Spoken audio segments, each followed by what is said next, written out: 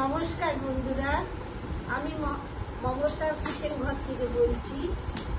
আজ আমি সকাল সকাল কচু বাগানে গিয়ে কচু শাক তুলে নিয়ে এসেছি। কেমন করে কচু শাক রান্না করতে হয় আপনারা দেখে নিন। প্রথমে কচুগুলোকে ভালো করে ছাল ছাড়িয়ে কেটে নিতে হবে ছোট ছোট। তারপর সেদ্ধ করে একটু নারকেল বাটা চানা দিয়ে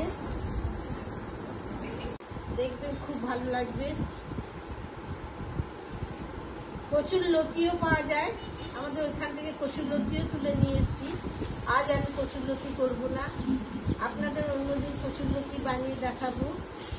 বড় বড় চিংড়ি মাছ আনবেন, চিংড়ি মাছ দিয়ে কচুর লতি কচুর লতি খাবেন, খুব স্বাদ লাগে। অন্যদিন আপনাদেরকে আমি কচুর লতি বানিয়ে দেখাবো। আজ আমি কচু শাক বানাচ্ছি, এখনো কাটা হয়নি, কাটা শেষ হয়ে যায়। কচু শাক বানিয়ে আপনাদের দেখাচ্ছি, আপনারা খেয়ে একবার বানিয়ে খেলে কেমন লাগে না লাগে জানাবেন। কচু শাকগুলো একটু ধুয়ে ভালো করে জল ঝরিয়ে সেদ্ধ করে তার মধ্যে চানা কটা ফেলে দেবেন। সেদ্ধ করে কচু শাকগুলোকে ভালো করে নিংড়ে রান্না করবেন। কচু শাক চুলকাই, এই কচু শাক বেশি চুলকাই না। এই সিদ্ধ করলাম, চানা মটর সব মিলে একটা তরকারি হবে কচু শাক। কড়াইয়ে সরষের তেল দিলাম, আর এই সাইডে মাংস বানছে। এদিকে মাংস হচ্ছে, মাংস আমার বৌমা বানাচ্ছে। সবাই মিলে আমরা রান্না করি।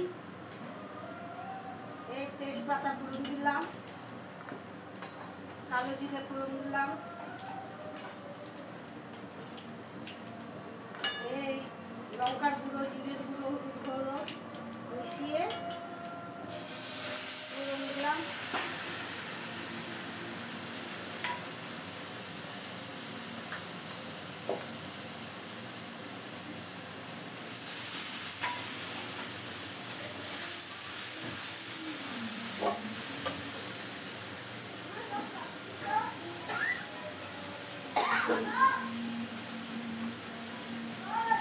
এই নারকেল বাটা, কাঁচা লঙ্কা বাটা দিয়ে দিলাম।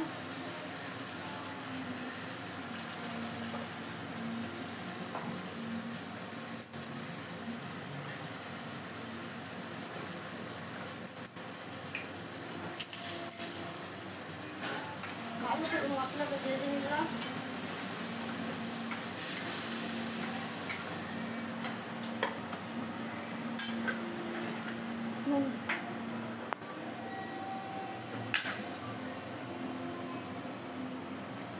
নুন দিলাম,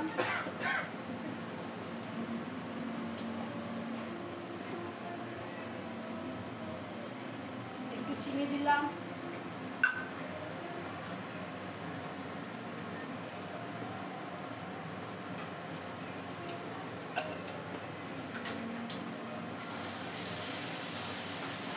ভালো করে মশলাটা ভাজলাম, ভেজে একটু জল দিলাম।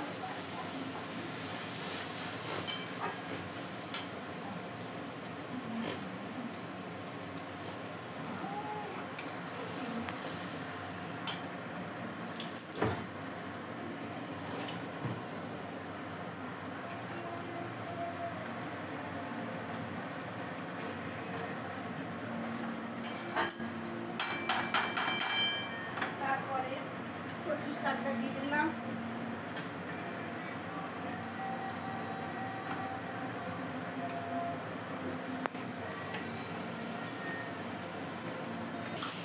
কচু শাকটা দিয়ে দিলাম।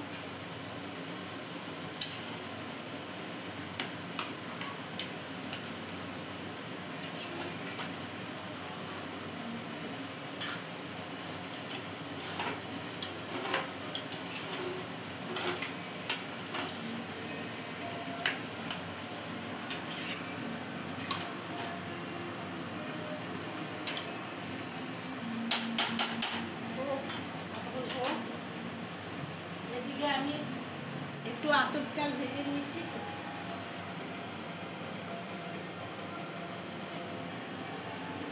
আতপ চাল বাটাতে মিক্সিতে দিয়ে দিলাম।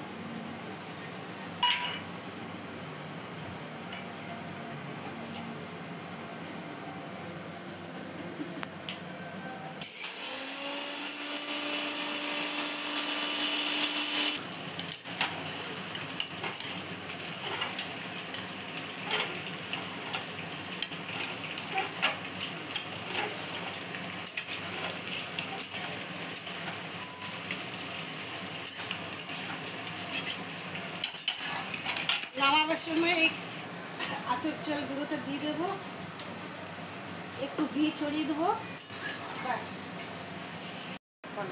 এই চালের গুঁড়িটা দিয়ে দিলাম, আতপ চালটা ভেজে মিক্সিতে পেস্ট করে দিয়ে দিলাম।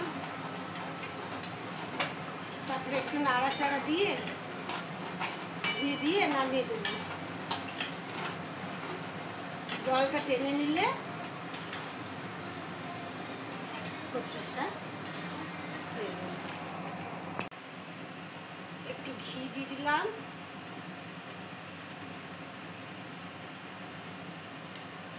দিয়ে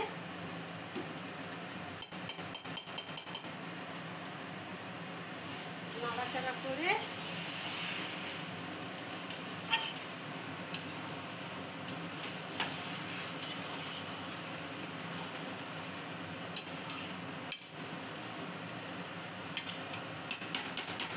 হয়ে গেল।